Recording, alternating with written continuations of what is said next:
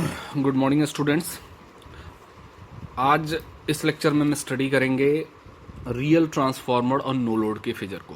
Already हम ideal transformer और no load के फिगर को डिस्कस कर चुके हैं कि आइडियल ट्रांसफार्मर और नो लोड का फिगर किस तरीके से ड्रॉ करना है। उसी कॉन्सेप्ट को हम आगे थोड़ा सा एक्सटेंड करेंगे रियल ट्रांसफार्मर तक कि आइडियल ट्रांसफार्मर और नो लोड को रियल ट्रांसफार्मर और नो लोड में कैसे ट्रांसफॉर्म करना है। तो पहले हम अपने एलिमेंट्री नॉलेज से लास्ट वाले लेक्चर में जिस तरीके से आइडियल ट्रांसफार्मर और नो लोड का फिगर डायग्राम ड्रॉ किया था, सबसे पहले उसको ड्रॉ कर लेते हैं। उसके बाद आइडियल ट्रांसफार्मर और नो लोड पे ही हम लॉसेज को इंप्लीमेंट करके, चूंकि आइडियल और रियल में क्या फ़र्क है, केवल लॉसेस का ही तो फ़र्क है। तो आइडियल ट्रांसफार्मर्स में लॉसेस को इंप्लीमेंट करके, लॉसेस को ऐड करके आइडियल ट्रांसफार्मर और नो लोड को हम रियल ट्रांसफार्मर और नो लोड में ट्रांसफॉर्म कर देंगे।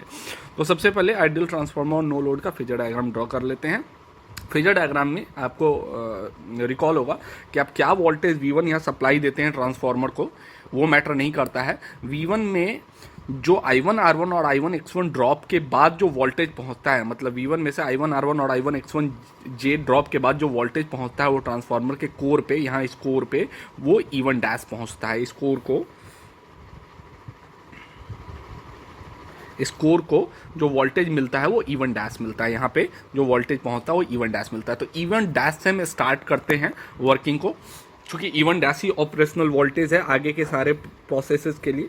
तो E1 डैश यहाँ पे हमने ड्रॉ कर दिया। अब E1 डैश के बाद नेक्स्ट जो रिमेनिंग वोल्टेजेस है, आगे क्या होता है, E1 डैश ही ऑपरेटिंग वोल्टेज है आगे नेक्स्ट प्रोसेस के लिए। तो E1 डैश जो फ्लक्स प्रोड्यूस करता है, ये चीज़ आपसे पहले भी डिस्कस लास्ट लेक्चर में मैं कर चुका हूँ कि वोल्टेज हम क्या अप्लाई कर रहे हैं वो मैटर नहीं करता। ट्रांसफार्मर के कोर को मिलता कितना वोल्टेज है इस I1 R1 और I1 X1 ड्रॉप के बाद, इस दोनों ड्रॉप के माइनस होने के बाद वोल्टेज को कोर को मिलता कितना वोल्टेज है वो मैटर करता है आगे के सारे ऑपरेशन के लिए, फ्लक्स को डेवलप करने के लिए और रिमेनिंग प्रोसेस के लिए। तो जो इफेक्टिव अप्लाइड वोल्टेज यहाँ इसको मिल रहा है वो E1 डैश मिल रहा है। वो एक फ्लक्स प्रोड्यूस कर रहा है फाइव कोर से लिंक करके, सेकेंडरी में लिंक करके एक वोल्टेज प्रोड्यूस कर रहा है E2 और खुद में लिंक करके एक वोल्टेज प्रोड्यूस कर रहा है E1।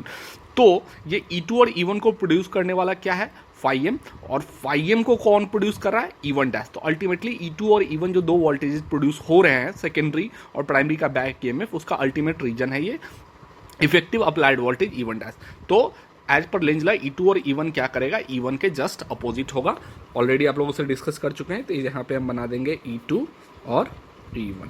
अच्छा, अब नेक्स्ट चलते हैं। करेंट्स की बात आप लोगों से की थी, तो करेंट्स को कहाँ ड्रॉ करेंगे, तो जब आप ये इफेक्टिव अप्लाइड वोल्टेज E1 के कारण कोर में क्या प्रोड्यूस होता है, एक करंट है प्राइमरी करंट I1 जिसको बिना किसी लोड के हम बोलते हैं नो लोड करंट I0। ये करंट क्या करता है, एक्चुअल में ये करंट इसमें फ्लक्स का सेटअप करता है और फ्लक्स के रिवर्सल के कारण क्या प्रोड्यूस होता है, इसमें एडी करंट लॉस और हिस्टैरिसीस लॉस कोर के नेचर के कारण होता है। तो करंट के दो पार्ट हैं। करंट का एक पार्ट जो है, इस करंट का, इस I0 या प्राइमरी करंट का एक पार्ट जो है वो हीटिंग के लिए जा रहा है, मतलब हिस्टैरिसीस और एडी करंट लॉस के लिए जा रहा है, और दूसरा कहाँ जा रहा है, कोर में फ्लक्स को बिल्ड, मेंटेन और सस्टेन करने के लिए जा रहा है। तो जो हीटिंग वाला पार्ट है, जो हिस्टैरिसीस और एडी करंट लॉस को सपोर्ट करता है या उस लॉसेस को मीट करने के लिए जाता है, वो एक रेसिस्टिव करंट है। और जो फ्लक्स को बिल्ड करने के लिए जाता है, मेंटेन और सस्टेन करने के लिए जाता है, वो एक रिएक्टिव पार्ट है। आपसे कई बार डिस्कस किया जा चुका है। तो जो रेसिस्टिव करंट है, उस रेसिस्टिव करंट को हम यहाँ पे बनाएंगे, चूंकि वो अप्लाइड वोल्टेज के साथ E1 डैश एक इफेक्टिव अप्लाइड वोल्टेज है। तो resistive current I1 cos of phi को, जिसको कि हम वॉटफुल करंट कहते हैं, IW, हमने यहाँ बना दिया। और I sin फाई जो है वो फ्लक्स को बिल्ड, मेंटेन और सस्टेन करने के लिए जा रहा है और एक रिएक्टिव करंट है। तो उस रिएक्टिव करंट को हम अप्लाइड वोल्टेज से 90 डिग्री लैग करता हुआ बनाएंगे। तो उस रिएक्टिव करंट को हम यहाँ बनाएंगे I1 sin ऑफ फाई, जिसको कि हम मैग्नेटाइजिंग करंट I म्यू भी कहते हैं। इसी को मैग्नेटाइजिंग करंट I म्यू कहते हैं। और चूंकि यही करंट फ्लक्स को सेट करता है, तो इसी के साथ हम फ्लक्स को इन फेज बना देते हैं। अब आप यहाँ देख सकते हैं फ्लक्स के साथ, चूंकि इसी फ्लक्स से ये दो वोल्टेज प्रोड्यूस हो रहा है, सेकेंडरी में E2 और प्राइमरी में बैक EMF E1। तो इस फ्लक्स से ये जो दोनों EMF है E1 और E2, जिसको ये फ्लक्स प्रोड्यूस कर रहा है, वो इससे 90 डिग्री लैग कर रहे हैं। यहाँ से देखिए, ये इससे 90 डिग्री लैग कर रहे हैं। ये ऑलरेडी आपको EMF इक्वेशन में भी मैंने पढ़ाया। अच्छा, अब इन दोनों करंट्स का I1 cos ऑफ फाई और I1 sin ऑफ फाई मतलब वॉटफुल करंट और मैग्नेटाइजिंग करंट का सम क्या है, नो लोड करंट। क्योंकि नो लोड करंट के ही ये दोनों जो है वो नो लोड करंट के ही पार्ट हैं। नो लोड करंट से ही कहीं ना कहीं कोर में अलग अलग वर्क के लिए जा रहे हैं। तो इस दोनों का रिजल्टेंट क्या है, ये प्राइमरी करंट या नो लोड करंट I0। चलिए, अब यहां तक तो हो गया आइडियल ट्रांसफार्मर और नो लोड का फीचर। अब इसको रियल ट्रांसफार्मर में कैसे इंप्लीमेंट करना है ये हमें देखना। रियल ट्रांसफार्मर में कुछ चीजें नहीं ऐड होंगी। अब हमें पढ़ना है रियल ट्रांसफार्मर और नो लोड। तो रियल ट्रांसफार्मर भी जब विदाउट एनी लोड होगा, हाँ अब इसमें कुछ चीजें, दो वोल्टेज और ऐड कर देते हैं। सेकेंडरी में चूंकि हम रियल ट्रांसफार्मर और नो लोड पढ़ रहे हैं, तो जब इस पे सेकेंडरी में लोड नहीं होगा, चाहे वो आइडियल हो चाहे रियल हो, जब लोड नहीं होगा तो I2 नहीं होगा, चाहे वो आइडियल हो चाहे रियल हो। जब लोड है ही नहीं तो I2 की वैल्यू जीरो होगी। जब I2 जीरो होगा तो सेकेंडरी में I2 R2 और I2 X2 ड्रॉप भी जीरो ही होगा। तो I2 R2 और I2 X2 ड्रॉप जीरो होगा तो E2 किसके बराबर होगा, इस V2 के बराबर होगा। चूंकि ये I2 R2 और I2 X2 जीरो हो जाएगा, चूंकि I2 करंट है ही नहीं, तो V2 E2 के बराबर होगा। तो E2 के बराबर हम यहां लिख देते हैं इस V2 को। लेकिन प्राइमरी में क्या ये E1 डैश और ये V क्या ये दोनों बराबर होंगे? नहीं, क्योंकि प्राइमरी में करंट I1 या नो लोड करंट I0 जिसका कि ड्रॉप यहाँ रेसिस्टेंस में I1 R1 और यहाँ रिएक्टेंस में I1 X1J है। तो V1 और E1 डैश, चूंकि आइडियल ट्रांसफार्मर जब हम पढ़ रहे थे तो आइडियल ट्रांसफार्मर में R1 और X1 की वैल्यू क्या होती है, जीरो होती है। तो ये I1 R1 और I1 X1 दोनों जीरो हो जाएगा। तो V1 जो है हमारा E1 डैश के बराबर था। लेकिन जब हम रियल ट्रांसफार्मर पढ़ेंगे तो क्या ये V जो है वो V1 जो है वो E1 डैश के बराबर होगा? क्योंकि अब जो है रियल ट्रांसफार्मर में R1 और X1 की वैल्यू आपको कुछ ना कुछ कंसीडर करनी पड़ेगी, प्रैक्टिकल वैल्यू लेनी पड़ेगी। तो जब आप इन दोनों वैल्यूज को कंसीडर करेंगे तो यहाँ कुछ ना कुछ I1 R1 और यहाँ कुछ ना कुछ I1 X1 ड्रॉप कंसीडर आपको करना पड़ेगा। तो ये V1 में से माइनस हो जाएगा I1 R1 और I1 X1, तब ये E1 डैश होगा। मीन्स ऑलरेडी आपने E1 डैश सेटअप किया हुआ है, यहाँ पे ऑलरेडी आपने E1 डैश दिखाया हुआ है। तो यहाँ से आपको V1 पे जाने के लिए आपके E1 डैश में ये माइनस I1 R1 और माइनस X1 I1 X1 उधर जाके प्लस हो जाएगा।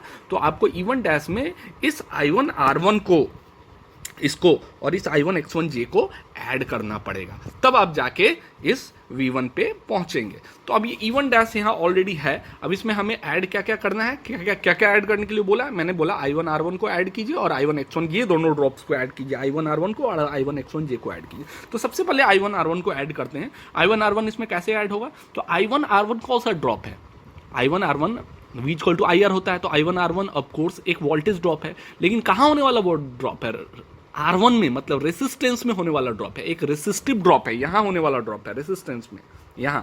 तो I1 R1 यहां होने वाला ड्रॉप है, तो एक रेसिस्टिव ड्रॉप है। और रेसिस्टिव ड्रॉप जो है वो रेसिस्टिव वोल्टेज ड्रॉप जो है वो करंट के साथ ऑलवेज इन फेज होता है। आपको पता है रेसिस्टेंस में जो वोल्टेज ड्रॉप होता है वो करंट के साथ ऑलवेज इन फेज होता है। तो करंट ये I1 क्या है, जब हम I1 R1 की बात कर रहे हैं, I1 R1 की बात कर रहे हैं, तो I1 R1 एक वोल्टेज ड्रॉप है और एक रेसिस्टिव वोल्टेज ड्रॉप है, VR है एक रेसिस्टिव वोल्टेज ड्रॉप। तो ये इन फेज किसके साथ होगा, करंट के साथ होगा। इस करंट के साथ, इस I1 के साथ ये इन फेज होगा। तो ये देखिए I1 कहाँ है, यहाँ है। तो I1 R1 इसी के साथ सेम फेज में बनाइए। ये देखिए इसके पैरेलल, इसके जस्ट पैरेलल सेम फेज में यहाँ ड्रॉ कर दिया और ये हो गया I1 R1। अब नेक्स्ट क्या करना है, आपको I1 X1J करना है। आपको नेक्स्ट में क्या बनाना है, आपको I1 X1, ये लेंथ में थोड़ा सा ज़्यादा ले लिया, इसको थोड़ा सा लेंथ में कम रखिए। ये लिखिए I1 R1, काफ़ी ज़्यादा लेंथ ले लिया हमने। ये I1 R1 हो गया। अब ध्यान यही रखना है कि ये चूंकि I1 R1 एक वोल्टेज ड्रॉप रेसिस्टेंस में होने वाला ड्रॉप है, रेसिस्टिव ड्रॉप है। और रेसिस्टिव वोल्टेज ड्रॉप जो होता है ऑलवेज करंट के साथ, कॉरस्पॉन्डिंग करंट के साथ इन फेज होता है। तो ये जो रेसिस्टिव ड्रॉप I1 R1 है वो इस करंट I1 के साथ, कॉरस्पॉन्डिंग करंट I1 के साथ ये इन फेज होगा, सेम फेज में होगा, बिल्कुल पैरेलल होगा। अब इस पे I1 X1J, आपको इसमें I1 X1J और ऐड करना है। तो I1 X1J का क्या मतलब होता है, 90 डिग्री क्लॉकवाइज। देखिए I1 R1 आपने यहां रखा तो 90 डिग्री एंटी क्लॉकवाइज रोटेशन, इसको ऐसे घुमा दीजिए, ऐसे से सिंपली ऐसे घुमा दीजिए 90 डिग्री। तो I1 X1 यहाँ आप इस पे 90 डिग्री सिंपली यहाँ से I1 R1 से, ये I1 R1 देखिए, और I1 R1 से 90 डिग्री ऐसे लेफ्ट की तरफ घुमा दीजिए इसको। तो लेफ्ट की तरफ घुमा दिया, यहाँ से इस तरीके से घुमा दिया, तो ये हो गया I1 X1J। तो अब देखिए ये हो गया E1 डैश, ये पूरा लेंथ हो गया E1 डैश, ये हो गया I1R1 और ये हो गया I1X1J। अब सिंपली इसको यहाँ से ऐसे मिला दीजिए तो ये हो गया रिजल्टेंट। तो E1 डैश में I1R1 और I1X1J दोनों ऐड कर दिए तो हमें क्या मिल गया, V1 मिल गया। तो ये वाला लाइन जो हो जाएगा हमारा, ये हो जाएगा हमारा V1। क्लियर है ये वाला लाइन? ठीक है, तो अब ये हमारा हो गया real transformer on no load. Clear है? अब इसमें सारी चीजें ड्रॉ कर ली। इसमें हमने effective applied voltage E1 dash से स्टार्ट किया, उसके बाद E1 डैश ने इस E1 और E2 को इंड्यूस किया, ये ड्रॉ कर लिया। उसके बाद जो करंट्स थे हमारे, जो resistive current I1 cos of phi था, ऑलवेज वोल्टेज के साथ, अप्लाइड वोल्टेज के साथ इन फेज होगा। जो मैग्नेटाइजिंग करंट होगा वोल्टेज के साथ 90 डिग्री आउट ऑफ फेज होगा, तो यहाँ I1 साइन ऑफ फाई हो गया। और मैग्नेटाइजिंग करंट ही फ्लक्स प्रोड्यूस करेगा, तो फाई एम यहाँ बना दिया। I1 cos ऑफ फाई और I1 साइन ऑफ फाई किसके कारण बना है, किसके कंपोनेंट्स हैं? तो ये कंपोनेंट्स है इस नो लोड करंट के ही। ये दोनों करंट जो है, ये दोनों current I1 cos of phi और I1 साइन ऑफ फाई जो है वो दोनों नो लोड करंट के कंपोनेंट है। तो यहाँ देखिए I1 इक्वल टू I0, दोनों का resultant I1 equal to I0 बना दिया, नो लोड करंट बना दिया। अब चूंकि रियल ट्रांसफॉर्मर और नो लोड स्टडी किया, तो नो लोड में क्या होगा, I2 की वैल्यू 0 हो जाएगी, तो I2R2 और I2X2 0 हो जाएगा। तो यहाँ पे E2 हमारा V2 के बराबर हो जाएगा। तो यहाँ हमने E2 V2 के बराबर कर दिया। और चूंकि प्राइमरी करंट के कारण यहाँ I1R1 और I1X1J आपको ड्रॉप ऐड करना है, तो यहाँ पे हमने एक I1R1 एक रेसिस्टिव ड्रॉप है, उसको करंट I1R1 एक रेसिस्टिव ड्रॉप है, रेसिस्टिव वोल्टेज ड्रॉप है, उसको हमने करस्पॉन्डिंग करंट I1 के साथ सेम फेज में जोड़ दिया और उससे 90 डिग्री I1X1J को जोड़ दिया। और E1 डैश, I1R1 और I1X1J को तीनों को इसको पहला ये E1 डैश, दूसरा I1R1 और तीसरा ये I1X1J, तीनों को ऐड कर दिया तो रिजल्टेंट हो गया हमारा V1। तो ये था हमारा real transformer on no load. Thank you.